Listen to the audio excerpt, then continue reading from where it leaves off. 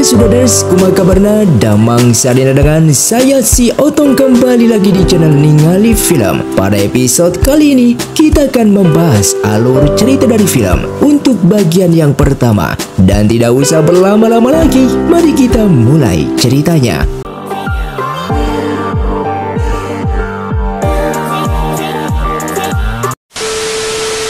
Film pun diawali dengan diperlihatkannya dengan pasukan bersenjata yang sedang memasuki sebuah hutan dan mereka bertemu dengan seekor ular yang begitu besar. Mereka yang selamat dan berpencar dengan memasuki sebuah goa. Lalu Hansi tak sengaja menemukan sebuah senjata belati dan ketika ia membukanya, tiba-tiba senjata itu menyala.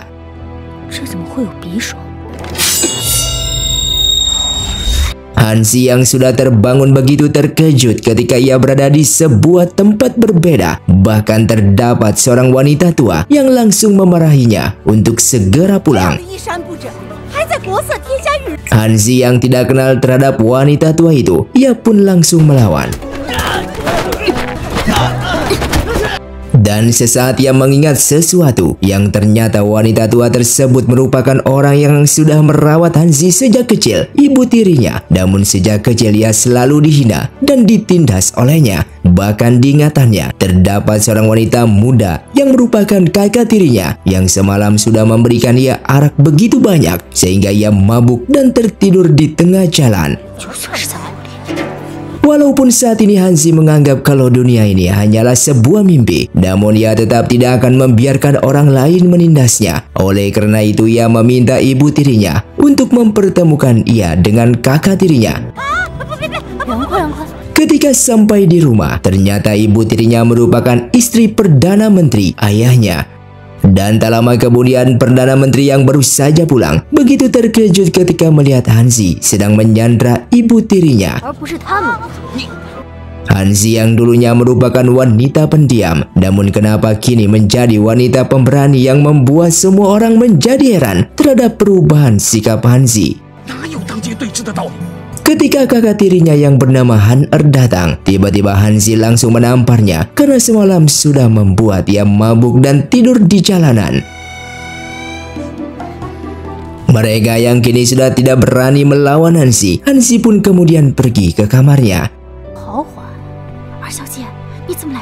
Dan di saat ia berada di kamarnya, tiba-tiba ia mengingat akan kejadian bersama ibu kandungnya. Dan bahkan di dalam ingatannya, ia melihat senjata belati di dalam kotak ibunya. Namun ketika ia membukanya, belati itu justru sudah tidak ada. Dengan waktu yang sama di istana kerajaan, terlihat semua orang di ruangan itu sedang menunggu pangeran keempat. Namun pangeran kedua yang tahu kalau pangeran keempat telah terkena racun gurun pasti sudah mati dan tidak mungkin datang. Namun pangeran keempat yang bernama Junbei ini seketika muncul dalam keadaan baik-baik saja. Ternyata pangeran kedua ini bersama ibunya berencana membunuh pangeran keempat dengan racun gurun. Namun mereka juga tidak tahu kenapa pangeran keempat tidak mati. Mereka semakin khawatir ketika mendengar kalau 2 hari lagi pangeran keempat ini akan memilih permaisuri dari keluarga Perdana Menteri. Jika pangeran keempat berhasil mengambil permaisuri dari putrinya Perdana Menteri, maka pangeran keempat ini akan mempunyai dukungan dari Perdana Menteri. Mereka tidak ingin pangeran keempat mempunyai dukungan dari siapapun, sehingga mereka berencana untuk membunuh pangeran keempat agar tidak menghalangi pangeran kedua yang akan mendapatkan warisan tahta. Sementara itu Hansi yang sedang berpikir bagaimana caranya untuk keluar ke dunia nyata ini, ia kemudian teringat dengan belati tersebut dan kembali ke kamar untuk mencarinya. Namun ia tidak menemukannya. Kemudian ia sesaat mengingat kembali akan ibu dan kakak tirinya yang sangat menginginkan ia menikah dengan Tuan Muda Chen. Dan ia yang penasaran lalu berniat untuk pergi ke kediaman Tuan Chen. Di malam harinya, terlihat 2 orang berpakaian pengemis mendatangi kediaman Perdana Menteri untuk menyelidiki Hansi. Sedangkan Hanzi sendiri berada di luar yang sudah berganti pakaian hitam untuk pergi ke rumah Tuan Muda Chen. Namun secara tidak sengaja ia melihat dua pria berpakaian hitam yang meminta Tuan Muda Chen untuk mentandatangani petisi kalau Han meminta Tuan Muda Chen untuk menodai Hanzi. Kedua pria berpakaian hitam ini adalah utusan dari sang ratu dan pangeran kedua yang sengaja ingin menggagalkan pernikahan putri dari Perdana Menteri yaitu Han dengan pangeran keempat. Tuan Muda Chen yang ketakutan pun menandatangani surat tersebut, namun ia justru dibunuh oleh mereka. Hanzi yang penasaran terus mengikuti dua orang misterius tersebut, namun sayang keberadaannya diketahui oleh mereka.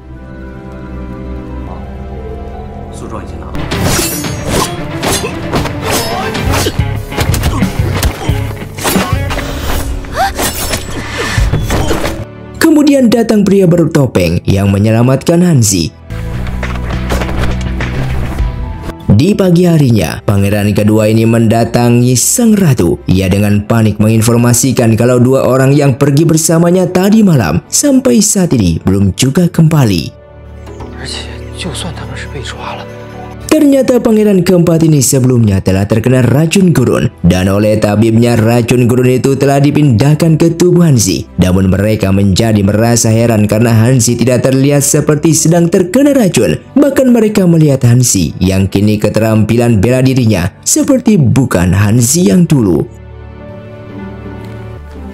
Informasi kematian Tuan Muda Chen menyebar dengan cepat. Mendengar hal tersebut, Han menjadi cemas karena jika Hanzi tidak jadi menikah dengan Tuan Muda Chen, maka ia takut Hanzi akan berpartisipasi dalam pemilihan calon permaisuri pangeran keempat.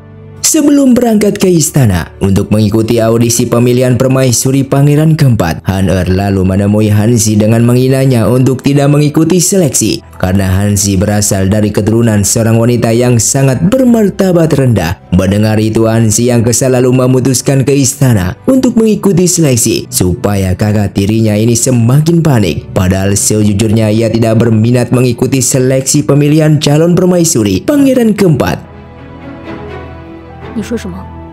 Singkatnya, acara seleksi pemilihan calon permaisuri pangeran keempat pun akan segera dimulai. Semua menteri ada di tempat itu. Begitu juga anak-anak dari para pejabat yang ikut seleksi.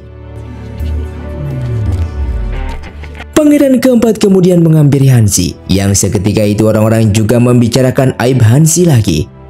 Namun tak diduga ternyata pangeran keempat ini mengumumkan kalau ia memilih Hanzi. Ia pun segera meraih tangan Hanzi dan kemudian mengajaknya pergi. Awalnya Hanzi ingin menolak, namun seketika ia melihat belati di pinggang pangeran keempat. Junbai pun kemudian dipanggil oleh sang raja ayahnya. Ternyata ayahnya tidak setuju jika Junbai menikah dengan Hanzi. Namun Junbai tidak mau mengganti dengan wanita yang lain yang membuat sang raja begitu marah kepadanya. Sementara itu di tempat lain, Hanzi yang mendapatkan undangan dari sang ratu untuk datang ke perjamuan. Namun ternyata sang ratu ini telah menyiapkan sebuah teh yang dicampur dengan racun. Untung saja Hanzi segera tahu kalau teh itu beracun. Namun ia sengaja berpura-pura tidak tahu dan meminum teh beracun tersebut. Ketika dalam perjalanan pulang, Hanzi segera mengeluarkan racunnya. Sementara itu Junbai atau pangeran keempat, ia kembali dipanggil oleh sang raja. Ternyata sang raja ini sebelumnya sudah mendapatkan informasi dari sang ratu bahwa Hanzi sudah terkena racun dan dalam waktu 7 hari Hanzi akan mati. Oleh karena itu sang raja pun menyetujui pernikahan mereka.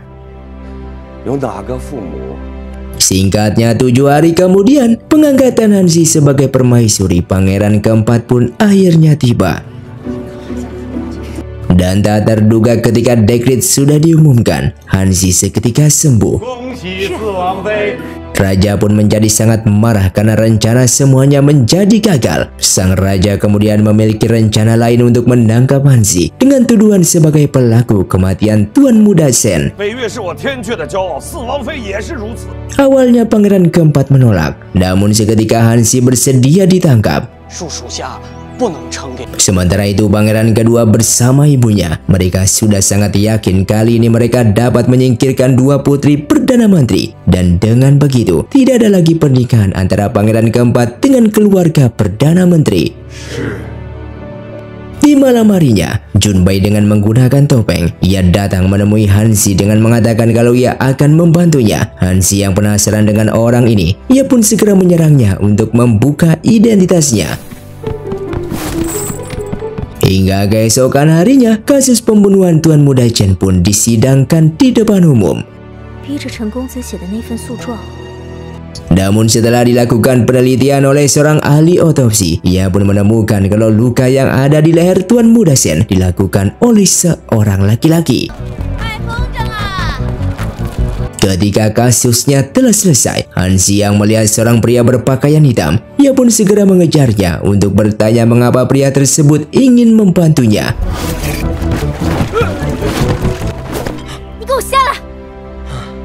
Setelah itu pangeran keempat pun mengajak Hansi untuk bertemu dengan raja untuk mengucapkan terima kasih. Dan Hansi yang pergi ke taman kekaisaran sendirian, secara tidak sengaja ia mendengar suara kecapi. Dan seketika ia mengingat kembali tentang ia bersama ibunya yang sedang belajar bermain kecapi.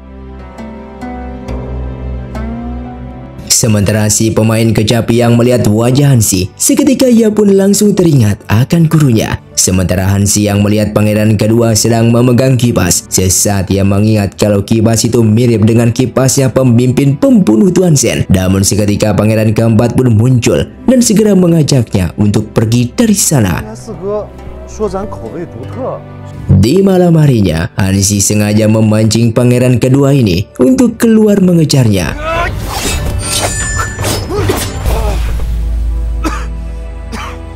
Di saat akan menghabisi pangeran kedua, para prajurit pun datang sehingga ia pun terpaksa harus melarikan diri. Singkatnya beberapa hari kemudian, kerajaan Tianku mendapatkan tamu penghormatan dari kerajaan Siling, yang ternyata orang-orang dari kerajaan Siling sebelumnya telah mengirim surat kepada Raja Tianku kalau mereka akan mengadakan aliansi pernikahan, yaitu putri mereka akan dinikahkan dengan pangeran keempat. Namun karena pangeran keempat sudah memilih seorang istri, ia pun menolak di depan umum. Junbai yang merupakan putri dari kerajaan Siling ini, ia pun tersinggung karena dipermalukan di depan umum. Ia pun kemudian secara terang-terangan menantang Hansi berkompetisi untuk menunjukkan siapa yang lebih pantas menjadi permaisuri pangeran keempat. Di tempat lain, pangeran kedua menemui Li Ge yang merupakan pendekar kecapi dengan memintanya untuk membunuh Hansi dan menjadikan dirinya menjadi putra mahkota.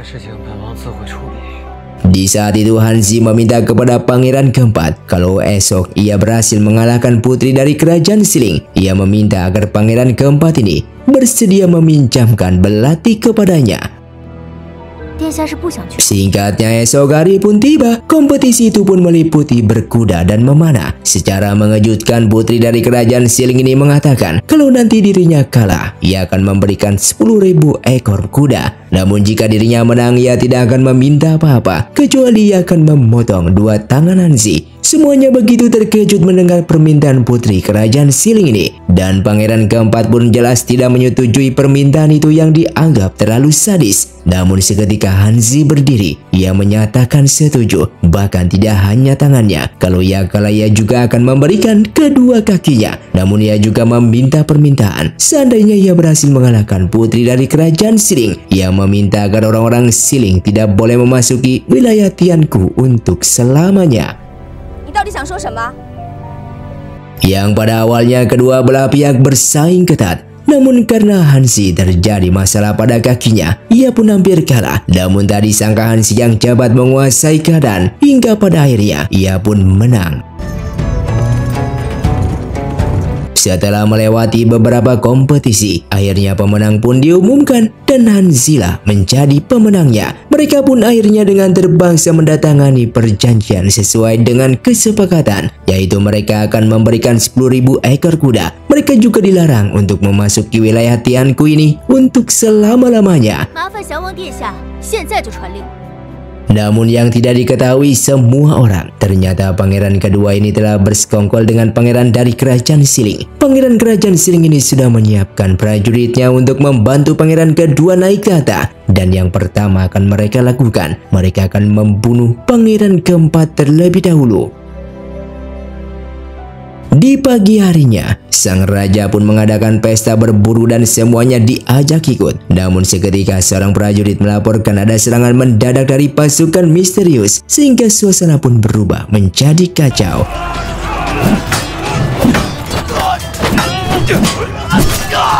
Sadar kalau dirinya menjadi target pasukan tersebut, ia pun segera menjauh dari pertempuran itu, namun ia terus dikejar.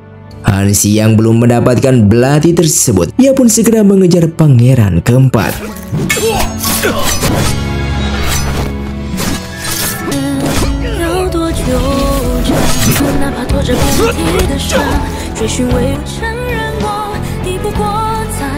Hansi yang jatuh mencoba membuka belati tersebut dengan berharap jika dirinya bisa kembali ke dunia nyata. Namun setelah ia membuka mata, ternyata ia masih di tempat yang sama. Beberapa kali mencoba namun tetap saja tidak berhasil. Sementara itu pangeran keempat yang sudah sadar terlihat heran terhadap apa yang dilakukan oleh Hansi ini. Hansi kemudian mengatakan kalau ia melakukan itu agar ia pulang kembali ke asalnya. Ia sendiri juga tidak tahu bagaimana ia bisa datang ke tempat ini dan bagaimana caranya untuk pulang. Melihat Hansi begitu menyukai belati tersebut, pangeran keempat kemudian memberikan belatinya kepada Hansi.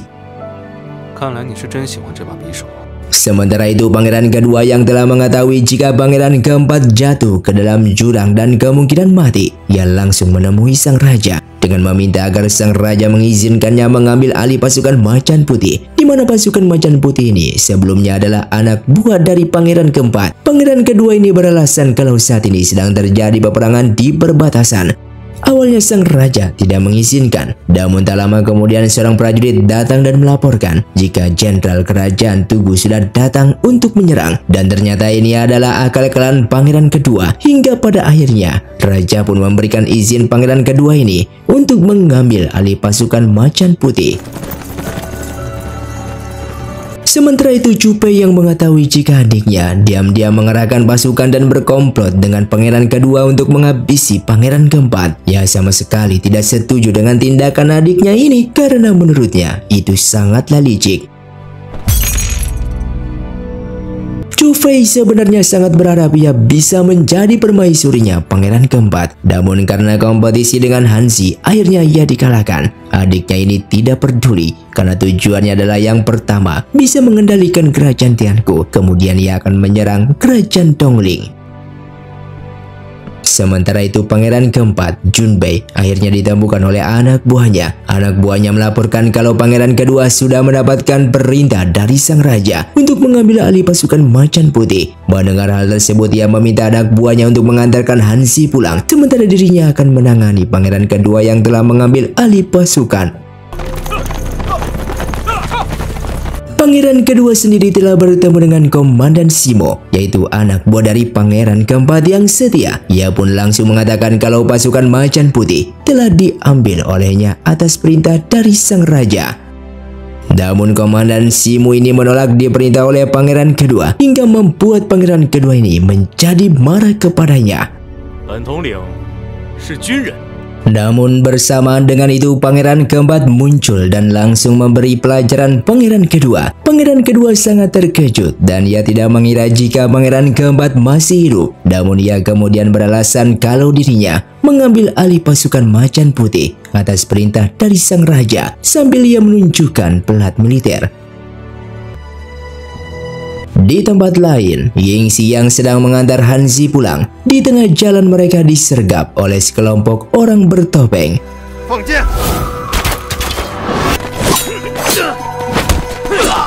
Dan tiba-tiba pendekar rambut putih muncul untuk menyelamatkan Hansi.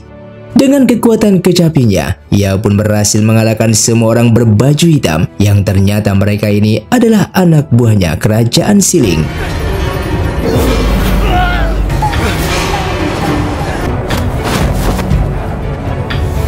Sementara itu pangeran kedua, ia lebih dulu menghadap sang raja dan melaporkan kalau pangeran keempat masih hidup, namun pangeran keempat melawan titah raja di mana sebelumnya raja memberikan perintah agar dirinya mengendalikan pasukan macan putih. Namun pangeran keempat ini datang dan mengambil alih kembali. Namun tak lama kemudian pangeran keempat ini datang yang membongkar seluruh kejahatan pangeran kedua, dan yang lebih mengagetkan ternyata tidak ada peperangan. Yang bertujuan hanya pangeran kedua sengaja akan mengambil alih pasukan macan putih. Mengetahui semuanya itu adalah hanyalah rekayasa, sang raja pun menjadi marah. Ia pun menghukum pangeran kedua, juga keluarganya yang terlibat dengan pangeran kedua. Beberapa orang akan dihukum mati. Sementara itu di tempat lain, Hansi dirawat oleh pendekar rambut putih Li Ge. Dalam perawatan itu Li Ge tidak sengaja menemukan kalau di tubuh Hansi terdapat racun gurun. Ia heran terhadap Hansi ini karena biasanya orang yang terkena racun gurun tidak akan bertahan hidup. Ketika racun gurun di tubuh Hansi ini kambuh, ia segera membawa Hansi ke tempat diinginkan karena racun gurun ternyata bisa ditekan dengan air dingin. Sementara itu Yingxi kembali dan melaporkan kepada pangeran keempat kalau Hansi telah diculik oleh sekelompok orang bercadar. Mereka mencurigai kalau orang-orang bercadar itu berasal dari kerajaan Xingling. Pangeran keempat pun segera melapor sang raja. Ia meminta izin kepada sang raja akan berperang untuk menyelamatkan Hansi yang sekarang berada di kerajaan Xingling. Ia juga memohon kepada raja agar diperbolehkan mengajak pangeran kedua berperang sebagai hukuman terhadap kesalahan pangeran kedua, dan akhirnya sang raja pun mengizinkannya.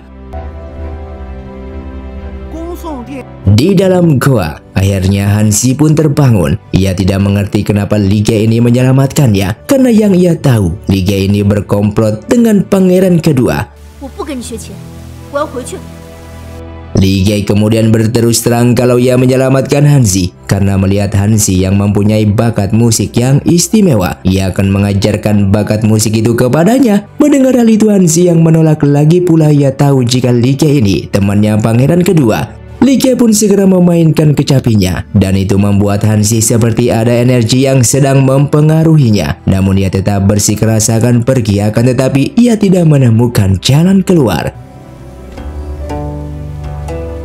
Ketika mendengar kecapi yang dipetik oleh Li Ge, Hansi merasa kalau lagu itu tidak misterius baginya. Li Ge kemudian menginformasikan kalau hidupnya tidak akan lama lagi, dan ia sengaja menurunkan bakat ilmunya kepada orang yang benar-benar berbakat. Hansi kemudian berpikir mungkin lagu itu bisa membuatnya kembali ke dunia nyata. Ia pun akhirnya mau diajari main kecapi, namun dengan satu syarat. Setiap ia hafal satu lagu, Li Ge harus menjawab satu pertanyaan dengan jujur. Singkatnya Hansi mulai belajar, dan ternyata setiap suara yang dikeluarkan kecapi itu mempunyai energi kekuatan yang sangat besar. Bahkan pertama yang diajarkan disebut sebagai nada pembunuh. Di tempat lain, pangeran keempat sudah akan berangkat ke kerajaan Xingling. Ia akan menyelamatkan Hansi, dan ia pun mengajak pangeran kedua untuk berperang. Sementara itu pangeran kedua ia tetap akan membalaskan dendam atas keluarganya yang telah dihukum mati oleh kaisar karena ulah pangeran keempat. Ia menganggap justru dengan diajaknya ikut berperang adalah kesempatan yang bagus untuk menghabisi pangeran keempat. Sementara itu sang ratu yang curiga jika Hansi berasal dari pulau misterius, ia pun telah mengirim surat kepada Raja Nansao, di mana kerajaan Nansao adalah sebuah kerajaan yang mempunyai dendam dengan orang-orang pulau misterius. Ternyata pangeran kedua ini sudah berkomplot dengan Li Ge. Mereka bertemu di dalam tempat yang tersembunyi. Ia meminta kepada Li Ge untuk menyerahkan Hansi kepadanya karena ia akan membuat Hansi sebagai sandera untuk menghabisi pangeran keempat. Namun dengan tegas Li Ge mengatakan kalau ia tidak akan menyerahkan Hansi kepada pangeran kedua. Mendengar itu pangeran kedua menjadi begitu terkejut karena sebelumnya mereka telah membuat kesepakatan. Namun bersamaan dengan itu seorang datang melaporkan ia memanggil Li Ge dengan panggilan putra mahkota. Akhirnya Li Ge pun berterus terang kalau ia bermarga Xuan Yuan, yang artinya ia adalah putra mahkota dari kerajaan Dongling. Mendengar itu pangeran kedua semakin begitu terkejut. Karena kerajaan Dongling adalah kerajaan yang bermusuhan dengan kerajaan Tiangu atau kerajaan pangeran kedua ini. Namun Li Ge menyatakan kalau ia juga siap bekerja sama dengan pangeran kedua. Sementara itu Yingxi yang mengintai mereka. Kemudian ia melaporkan kepada pangeran keempat kalau Li Ge ternyata putra mahkota dari kerajaan Dongling. Dan saat ini Hanzi berada di tangannya. Meskipun tahu jika Hanzi disandra oleh Dongling, pangeran keempat ini tetap memerintahkan pangeran kedua untuk memimpin pasukan bertempur dengan kerajaan Xiling. Di tempat lain, Li Ge mengatakan kepada Hanzi kalau ibunya Hanzi ternyata adalah gurunya. Itulah alasan kenapa ia akan memberikan kecapinya kepada Hanzi. Ia juga memberitahukan kondisi tubuh Hanzi yang luar biasa yaitu kebal racun. Dan di dalam tubuh Hanzi sudah terdapat racun gurun. Itu artinya ada seseorang yang sengaja meracuni Hanzi dengan racun gurun tersebut. Dan satu-satunya klan orang yang kebal racun adalah mereka yang berasal dari Pulau Misterius. Ia kemudian menceritakan kejadian 20 tahun yang lalu kalau sebenarnya semua suku dari Pulau Misterius ini mereka tidak pernah berperang dengan kerajaan lain. Namun entah kenapa seketika orang Pulau Misterius berubah menjadi boneka yang dikendalikan oleh orang lain. Mereka membantai orang-orang kerajaan Nanzhao. Itulah kenapa Raja Nanzhao sangat dendam dengan orang dari Pulau Misterius yang tidak akan membiarkan satupun orang Pulau Misterius hidup. Sementara itu di istana seorang kasih melaporkan kalau pasukan yang dipimpin oleh pangeran kedua untuk menyerang Xiling ternyata mereka mengalami kekalahan. Kembali kepada Hanzi. Saat ia tertidur ia bertemu dengan ibunya. Dalam mimpi itu ibunya mengatakan kalau ia tidak boleh menunjukkan wajah aslinya kepada siapapun. Ternyata identitas orang Pulau Misterius semuanya mempunyai tato di wajahnya. Namun tato itu selalu disembunyikan dengan kulit palsu. Ia pun mencoba melihat tatonya. Ternyata tato di pipinya itu sama persis dengan tato yang ada di gambar belati tersebut. Namun ada hal yang sangat mencurigakan. Pangeran dari kerajaan Xiling ini mengadakan pesta untuk meminta maaf kepada pangeran keempat, di mana tempatnya yaitu di tebing 3 wilayah. Tempat itu sangatlah tinggi dan berada di perbatasan 3 wilayah. Para menteri dan juga raja tidak mengerti kenapa pangeran dari kerajaan Xiling ini melakukan pesta permintaan maaf. Namun karena informasi itu sudah tersebar, jika pangeran keempat tidak menyetujuinya, maka itu akan menjadi reputasi yang buruk bagi kerajaan Tiangu, terutama bagi pangeran keempat sendiri. Sementara pangeran keempat juga prajuritnya, mereka juga tidak mengerti kenapa menyerah saja, harus mengadakan pesta meminta maaf, juga mengundang pangeran keempat yang tempatnya lokasinya di tebing 3 wilayah. Pangeran keempat pun segera menyiapkan pasukan untuk mendatangi pangeran Xiling yang di tebing 3 wilayah. Singkatnya pangeran keempat pun sudah sampai di tebing 3 wilayah dan seketika pangeran dari kerajaan Xiling ini segera menyerangnya.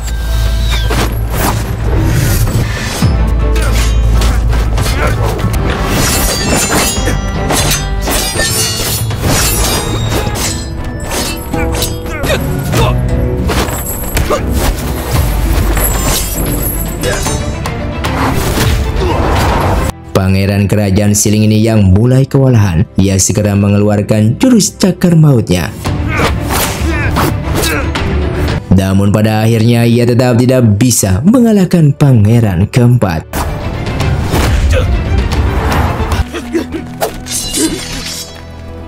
Di sisi lain, Li Ge memberitahukan identitasnya kepada Hanzi kalau ia merupakan satu-satunya putra mahkota kerajaan Dongling yang sedang berusaha membangkitkan kerajaannya. Dan ternyata Li Ge ini diam-diam mengirimkan pasukan untuk menyerang perbatasan Tiangu. Saat ini ia mengira jika pasukan macan putih semuanya telah dibawa oleh pangeran keempat untuk bertempur melawan pasukan dari kerajaan Xiling.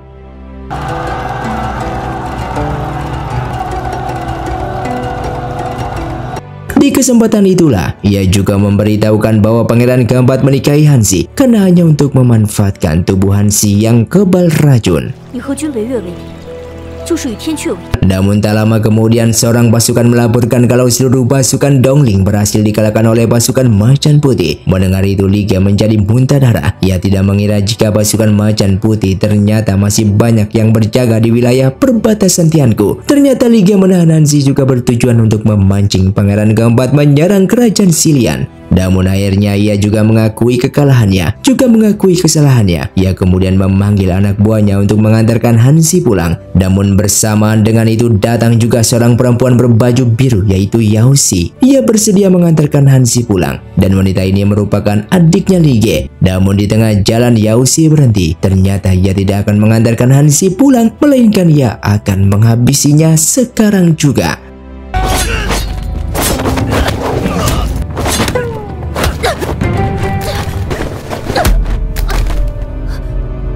Saat ia benar-benar akan menghabisi Hansi, Lige pun muncul untuk menyelamatkannya dan Yaoshi beralasan kalau jika Hansi dibiarkan hidup, maka Hansi akan merusak rencana besar mereka.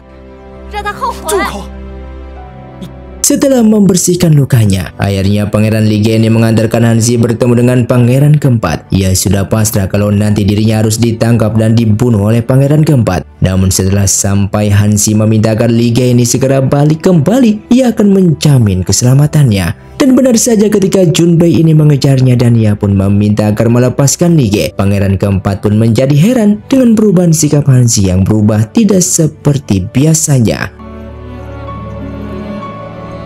Di malam harinya, ia pun bertanya kepada Pangeran keempat sebenarnya tujuan apa mengambilnya menjadi istrinya. Ia juga bertanya tentang belati Pangeran keempat. Pangeran keempat ini akhirnya berterus terang kalau ia sudah tahu jika Hansi ini berasal dari Pulau Misterius. Jika Hansi dikuasai orang lain, maka itu bisa menghancurkan kerajaan Tianku. Namun pada akhirnya mereka ini membuat kesepakatan. Hansi pun tidak mempermasalahkan semua itu, asalkan Pangeran keempat juga bekerja sama bersedia membantunya untuk menyelidiki orang dari Pulau Misterius. Pangeran keempat pun akhirnya memberikan tugas kepada Hansi untuk datang ke kerajaan Siling, di mana kerajaan Siling ini sebelumnya mengajak perundingan perdamaian. Ia juga berjanji akan membantunya menyelidiki orang-orang Pulau Misterius.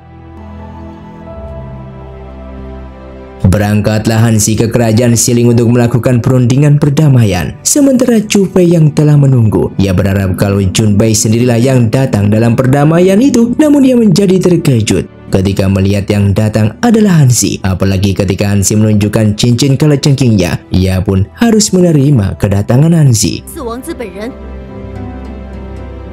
Setelah melakukan perdebatan yang sangat lama, Junpei, putri dari kerajaan Siling ini meminta sebuah persyaratan, yaitu agar kerajaan Tianku tidak lagi berhubungan dengan kerajaan Dongling, juga tidak boleh menyerang kerajaan Siling dalam 5 tahun ke depan. Hansi sendiri mengajukan beberapa syarat diantaranya. Siling harus mengganti rugi 20.000 ekor kuda berkualitas, juga harus meminta maaf kepada rakyat kedua kerajaan, dan juga segera mengumumkan kepada dunia. Meskipun agak keberatan, akhirnya Junpei pun setuju. Di saat Hansi akan pulang, Junpei yang masih sangat kecewa ini mencoba memanas-manasi Hansi dengan mengatakan kalau Pangeran keempat tidak menyukainya. Hansi juga mengatakan kalau Junpei sebenarnya juga wanita yang tidak terhormat dan juga tidak berkuda. Mendengar itu, Junpei yang sangat marah dan ingin segera membunuhnya. Namun Hansi mengatakan jika Junpei membunuhnya berarti Junpei melanggar perjanjian perdamaian. Hingga pada akhirnya Junpei pun memilih memendam rasa amarahnya.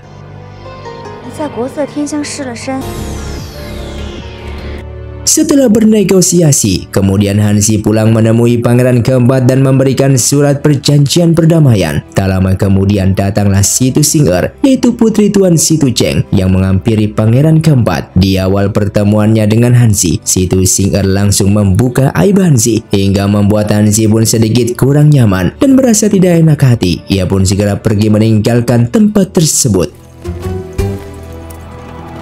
Ternyata Hansi yang pergi sampai malam tidak kembali, hingga membuat Pangeran keempat ini menjadi sedikit khawatir. Sementara itu Pangeran kedua, ia menyarankan Pangeran keempat agar kembali ke istana meminta prestasi kepada ayah mereka. Namun ia segera menolaknya dan bertanya kepada Pangeran kedua tentang kekalahan Pangeran kedua yang memimpin 20.000 pasukan dalam menghadapi Tianxi. Kenapa pasukan Macan Putih banyak terjadi korban dalam peperangan itu? Dengan marah, Pangeran kedua ini kembali ke kamar dengan ekspresi yang sangat marah kepada Junpei. Ia bersiap untuk membalaskan dendam atas semua yang telah diperbuat Junpei kepadanya. Beberapa saat kemudian, pengawal menghampiri pangeran kedua dan mengatakan kalau pangeran keempat telah meninggalkan markas. Mengetahui hal itu, ia pun mulai merencanakan untuk membunuh Putri Situ Singer. Ia akan mengkambing hitamkan pangeran keempat. Sementara itu di dalam markas, Putri Situ Singer terlihat mondar-mandir dikarenakan ditinggal Junpei. Bahkan Junpei meminta agar dirinya tidak keluar markas selama Junpei pergi. Tak lama kemudian pangeran kedua pun datang yang mengajak Situ Singer untuk pergi keluar mencari keberadaan pangeran keempat. Sesampainya di tempat yang sepi, pangeran kedua ini mulai menjalankan rencana jahatnya. Namun tak disangka tak jauh dari tempat itu, Hanzi melihat keberadaan pangeran kedua yang akan mencelakakan Situ Singer.